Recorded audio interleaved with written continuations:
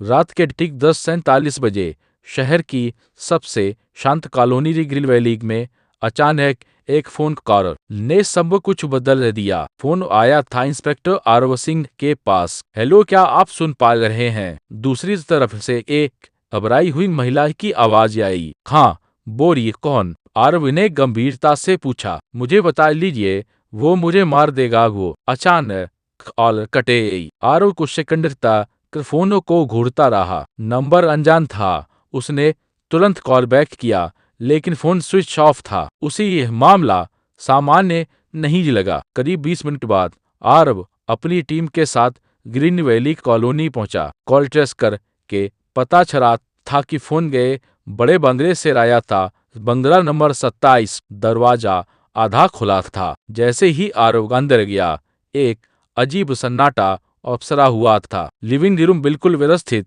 तथा, लेकिन फर्श पर कुछ खून के छींटे थे। सर, यहाँ देखिए, एक कांस्टेबल ने आवाज लगाई। सीढ़ियों के पास एक महिला की लाश पड़ी थी। उसका नाम तथा रिया मल्होत्रा, शहर के बड़े बिजनेसमैन विक्रम मल्होत्रा की पत्नी। विक्रम मल्होत्रा को तुरंत बुलाया गया। मैं तो बिजली स्ट्रिप पर था। विक्रम घबराया हुआ था। कहाँ? वारो ने पूछा। मुंबई, लेकिन आपके मोबाइल की लोकेशन तो यही दिखा रही है, आरव ने ठंडे स्वर में कहा।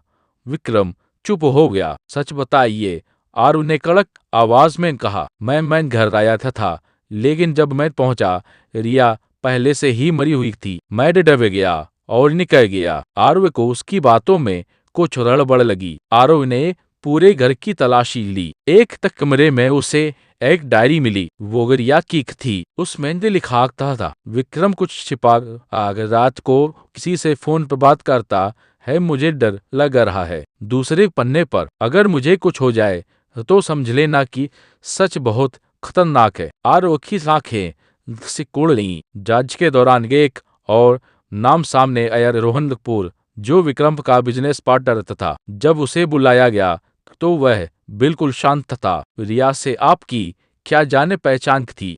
आरव ने पूछा। बस भाभी जैसी थी, रोहन ने मुस्कुराते हुए कहा, लेकिन उसकी मुस्कान नकली थी। रिया के फोन रिकॉर्ड से निकाले गए। आखिरी कॉल के एक अनजाने नंबर से था, लेकिन उससे पहले बार बार एक ही नंबर पर कॉल हुई थी, रोहन कपूर का। अब शक गहरा लिया। घर की जांच करते समय आरव को एक छोटा सा कैमरा मिला। यह लिविंग रूम में छुपा हुआ था। जब फुटेज देखी गई तो सबके होश उड़ गए। वीडियो में एक रहा था, रिया और रोहन बहस कर रहे थे। रिया चिल्ला रही थी, मैं सब सच विक्रम को बता दूंगी। रोहन ने गुस्से में कहा, तुम ऐसा कुछ नहीं करोगी। और फिर उसने रिया को धक्का दिया। रिया गिर गई।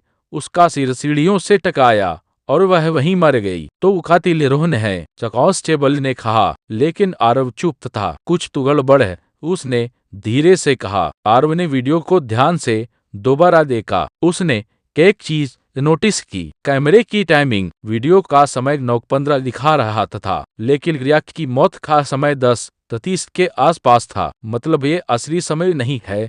आरव ने घर के सर्वर सिस्टम को चेक किया। पता चला कि कैमरे का टाइम जानबूझकर बदला दिया था। किसी ने हमें गुमराह करने की कोशिश की है।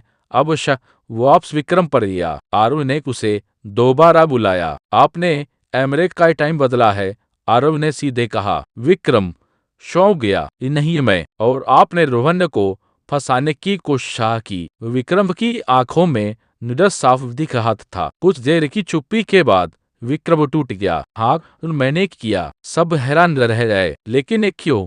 आरव ने पूछा। विक्रम बोला, रिया और रोहन का अफेयर था। मुझे सब पता चल गया था। उस रात मैंने दोनों को साथ देखा। मैं गुस्से में था। मैंने रिया को धक्का दिया, वो गिरे, यही मर गई। फिर मैंने कैमरा डिलीट किया ताकि रोहन फंस जाए। आरव मुस्कुराया। आप बहुत चालाक हैं विक्रम, लेकिन एक गलती कर दी। ये क्या?